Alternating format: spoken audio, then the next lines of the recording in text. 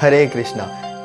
नमस्ते दोस्तों, मैं धीर बरीक आज के वीडियो में आपका हार्दिक स्वागत करूंगा। और मित्रों, आज हम भगवत कथा करेंगे और श्रीमद् भगवत गीता पे चर्चा करेंगे।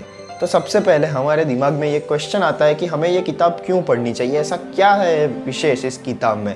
चार वेद है, 18 पुराण है, इतनी सारी किताबें हैं, तो फिर श्रीमद् भगवत गीता क्यों? तो इसका एक सीधा सा जवाब है कि इसको स्वयं पूर्ण पुरुषोत्तम भगवान श्री कृष्ण ने अपने मुख से कहा था, वेदव्यास जी ने और गणपति जी ने लिखा था।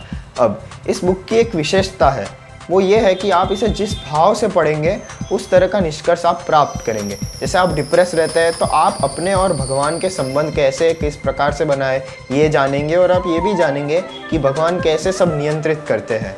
अगर आप व्यापारी हैं तो आप फलों का मोह त्याग करके कर्म ही करते जाएंगे और फलों की चिंता आप भगवान पे छोड़ देंगे।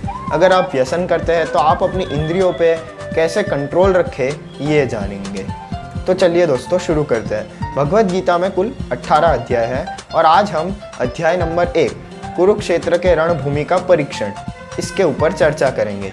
तो ये कहानी कुछ इस तरह से शुरू होती है कि युद्ध भूमि कुरुक्षेत्र में एक तरफ पांडव और कौरव दोनों आमने सामने हो चुके हैं और महाराज धृतराष्ट्र और संजय होते हैं हस्तिनापुर में। अब संजय को दिव्य दृष्टि प्राप्त होती है वेदव्यास जी से। तो धृतराष्ट्र संजय को कहते हैं कि हे संजय, तुम अपनी दिव्य दृष्टि का इस्तेमाल करके मुझे ये कहो कि युद्ध भूमि कुरुक्षेत्र में क्या चल रहा है। तो संजय कहते हैं कि पांडव और कौरव दोनों आमने सामने आ चुके हैं और दोनों ने अपनी सेना की व्यूह रचना कर ली है।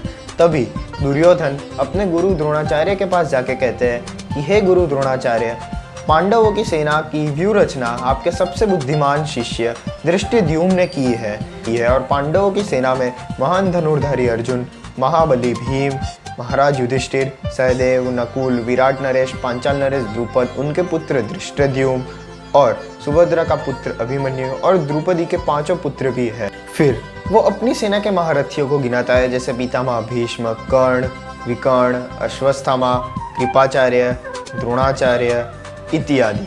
फिर पितामह भीष्म अपना शंख फूंकते हैं, जिसे सुन के दुर्योधन बहुत खुश हो जाता है। फिर कौरव सेना की तरफ से ढोल नगारे सब बजना शुरू हो जाते हैं, जिनकी आवाज़ बहुत ही कान में चुभने वाली होती है।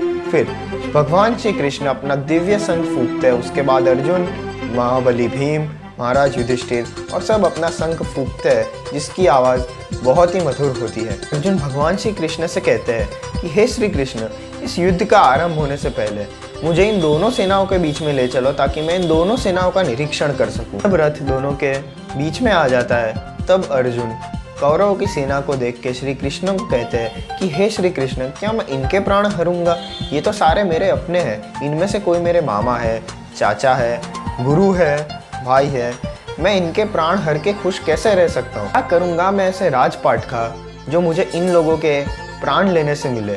और इनके प्राण लेना ये तो उचित नहीं है, क्योंकि इनके प्राण लेने से पूरे कुल का नाश हो जाएगा और कुल का नाश करने वाले को सदैव नर्क ही मिलता है हमेशा के लिए। इनका वध करके मुझे तीनों लोकों में राज करने का मौका मिले, फिर भी मैं ये नहीं कर पाऊंगा।